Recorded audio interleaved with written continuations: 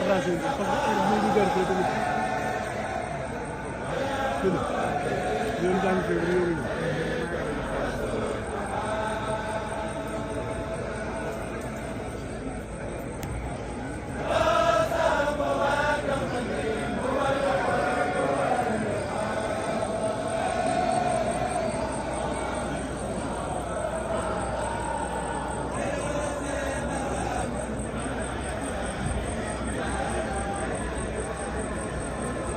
Yeah.